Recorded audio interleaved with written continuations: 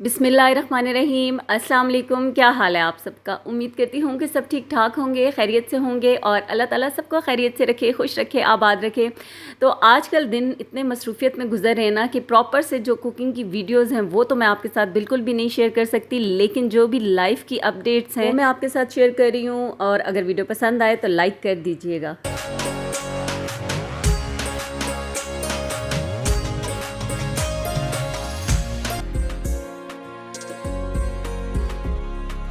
और यहाँ पर इस वक्त है लंच टाइम। लंच में मैंने आज बनाया है कीमा, और कीमे की रेसिपी बिल्कुल रिकॉर्ड नहीं की क्योंकि मैंने आपको बताया है कि बस इतना टाइम ही नहीं होता कि प्रॉपर से कोई कुकिंग के व्लॉग बनाए जाएँ। तो मुझे जाना था शॉपिंग के लिए, तो इसलिए मैंने जल्दी से खाना बना लिया था। कीमा बनाया कुकर में ही, और साथ मैंने रोटियां बना ली हैं। सैलड में सिंपल प्याज काटा है और साथ है चटनी।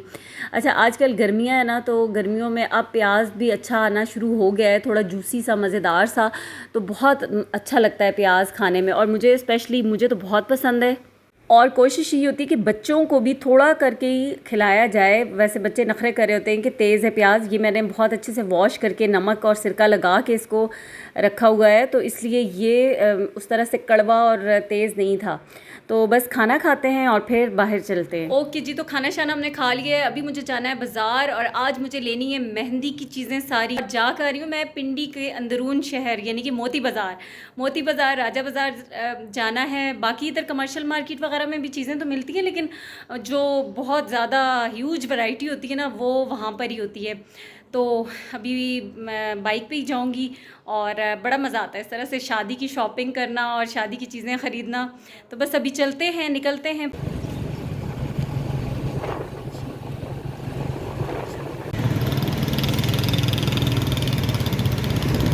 अच्छा जी, सबसे पहले हम आए थे लाहौर क्लॉथ पर, और इनके पास बेहतरीन किस्म का कपड़ा होता है जेंट्स सूटिंग के लिए, वेस्ट कोट का कपड़ा, और बेस्ट क्वालिटी का होता है।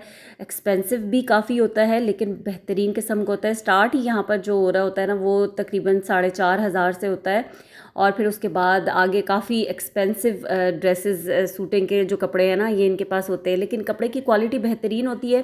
हमने ले लिए थे यहाँ से कपड़े, और उसके बाद ये कुर्ता शलवार में मुझे इब्राहिम के लिए चाहिए था, लेकिन ये जो दिखा रहे थे इनसे मुझे कुछ भी पसंद नहीं आया, कोई भी। तो इसलिए बाकी के जो हमने लेने थे वो ले लिए थे, और बस फिर यहाँ से निकलेंगे और आगे जाएंगे और आगे शॉपिंग करेंगे। ये रस्म वाले हैं ना? ये रस्म वाला, ये रस्म वाला, ये रस्म वाला। अच्छा, ये रस्म वाला। प्राइस भी बताते जाए ना ये साहब। 1500 का है, ये 1800 का है, 2500 का है, 2200 का है, ये भी 1800 का है, वो 1700 का है।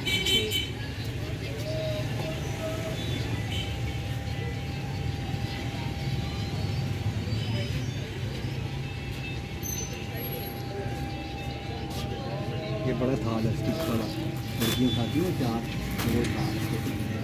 ये बड़ा थाल है, ये इसके साथ है ये? पूरा थाल बड़ा बना बड़ा। अच्छा, इसकी क्या प्राइस है? ये 3200 रुपये। इसके अलावा और? इसमें ये बग्गी वाला होता है, ये बग्गी बनी होती है। अच्छा, ये 250 का। सही।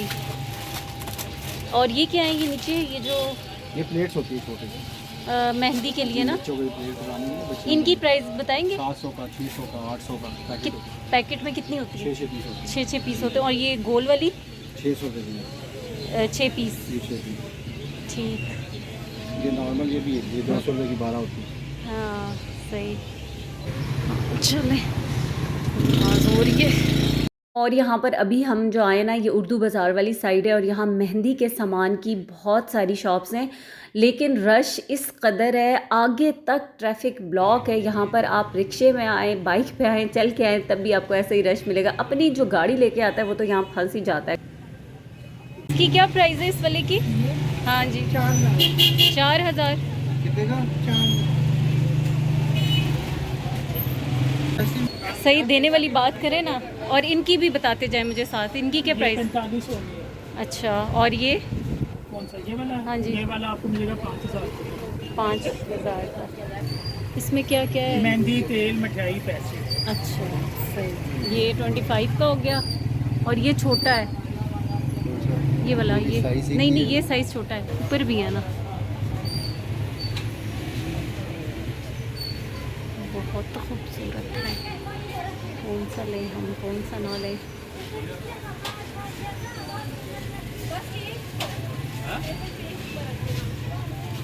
फाइनल लगाएंगे। 250 रुपये का हो जाए।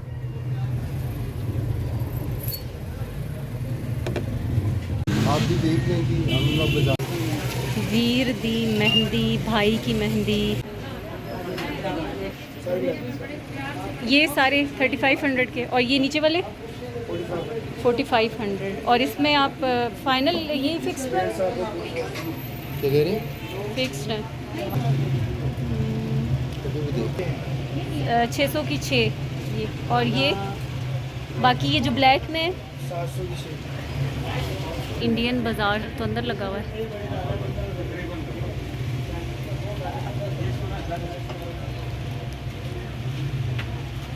ये बिप डालने के लिए 110 का ये एक पीस है। और मेहंदी की काफ़ी सारी चीज़ें मैंने ले ली थी और एक ही शॉप को फिर सेलेक्ट कर लिया था। काफ़ी जगहों से रेट्स मैंने चेक किए और फिर मुझे ये वाली जो शॉप थी ना, ये इनके रेट्स मुनासिब लगे और ये बारगेनिंग भी कर रहे थे।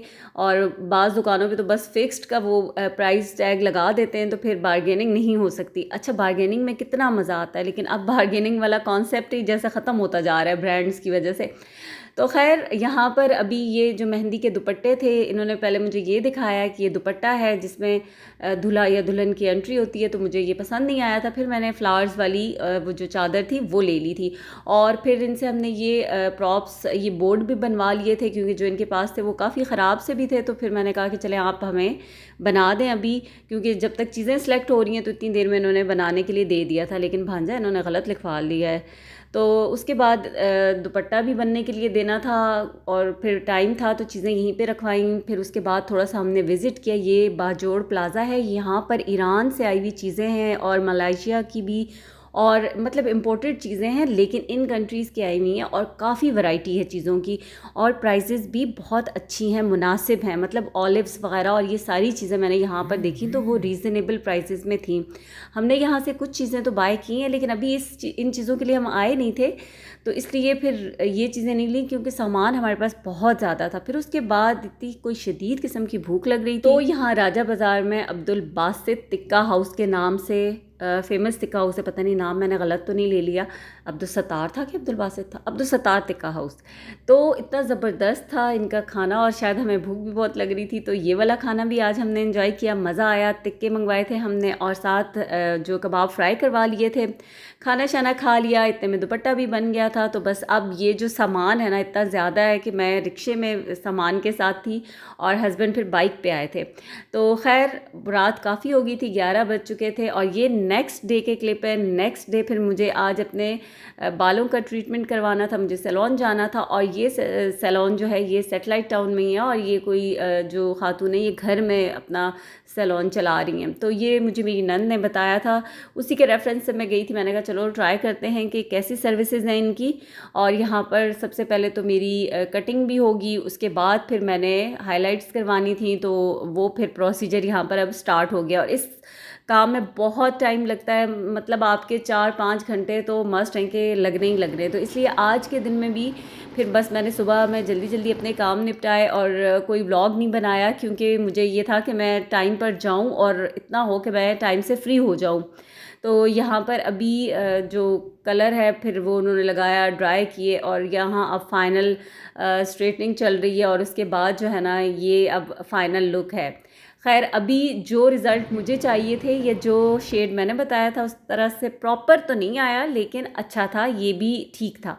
तो बस यहाँ पर हमारा काम हो गया है डन। मेरा ये आज का ये वाला टास्क भी कंप्लीट हो गया है, और इस वक्त रात भी हो चुकी है, तकरीबन 8 बज गए हैं। और इसके बाद मुझे शॉपिंग भी करनी है कमर्शियल मार्केट में ही। तो टाइम हुआ तो जितने काम अभी मुझसे हो सकेंगे तो वो भी मैंने करने हैं। तो फ़िलहाल यहाँ से फ्री होंगे, निकलेंगे, और फिर जो चीज़ें लेनी है वो ले लूँगी। अच्छा, जब हम आए थे ना दोपहर में, तो बस जल्दी जल्दी के चक्करों में मैंने भी खाना नहीं खाया था, और मरियम ने तो खैर नाश्ता लेट किया था तो उसने भी नहीं खाया था। और इस वक्त इतनी सख्त भूख भी लग रही थी। फिर यहाँ पर हम आए तो इतना कोई बैठ के हमारे पास खाने वाला टाइम भी नहीं था। फ्राइज़ लिए हमने और साथ साथ फिर शॉपिंग भी की। वो तो खैर क्लिप मैंने रिकॉर्ड नहीं किए, शॉपिंग की। और उसके बाद अब हम जा रहे हैं घर, और आपको भी अल्लाह हाफ़िज़ कहूँगी।